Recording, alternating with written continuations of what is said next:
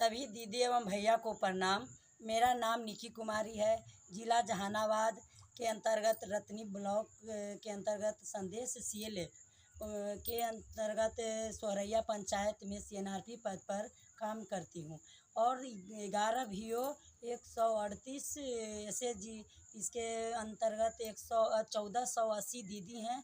उन सब दीदियों के साथ मैं कार्य करती हूँ और जब VO में जाते थे तो लाभार्थियों के घर कुछ बताते थे तो कोई सुनने के लिए तैयार नहीं थी। तो लाइन लिस्ट के CM से लाइन लिस्ट लिए, उसके अनुसार लाभार्थियों दीदी के घर घर जाकर बताएं तो सुनने के लिए तैयार हो गए कि दीदी बता रही हैं कुछ कि हाँ गर्भावस्था में कैसे रहना चाहिए, आयरन की गोली खाना चाहिए, कैल्शियम की गोली खाना चाहिए।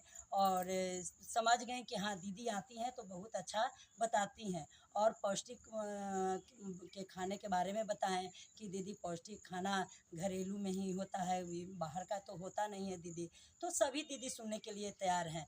अब तो जाते हैं तो सब दीदी बोलती हैं हाँ आइए दीदी आ रहे हैं, सबको और 2-4 को बुला लेते हैं कि नहीं दीदी चलिए आ रही हैं 10 में से 5 बताने वाली।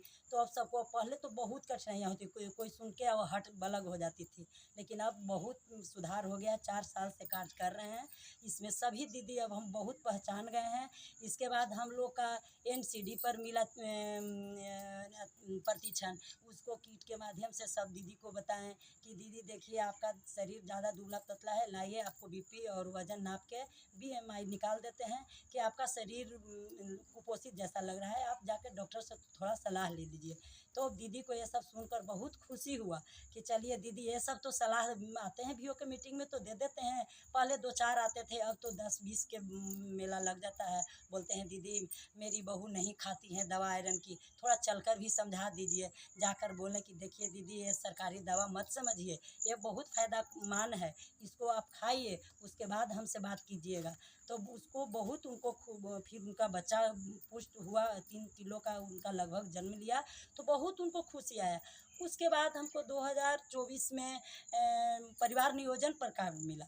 उसको लेकर फील्ड में उतरे तो सब दीदी शर्माने लगी कि दीदी चाहते तो हैं लेकिन क्या करें, क्योंकि बच्चा को 3 साल के अंतराल रखना है तो अस्थायी साधन अपनाइए। तो दीदी चाहते हैं फिर भी हम लोग को नहीं मिलता है, लेकिन हम उनको बताएं कि नहीं स्वास्थ्य केंद्र पर मिलेगा, नहीं तो मेरा मोबाइल नंबर रखिए, हम दवा कुछ को तो दिए भी हैं और कुछ को बोले हैं कि नहीं मिलेगा तो हमको फ़ोन कीजिएगा, हम देंगे और उपलब्ध करवाएंगे, बहुत प्रयास करेंगे। हम सब ने ठाना है स्वस्थ बिहार बनाना है।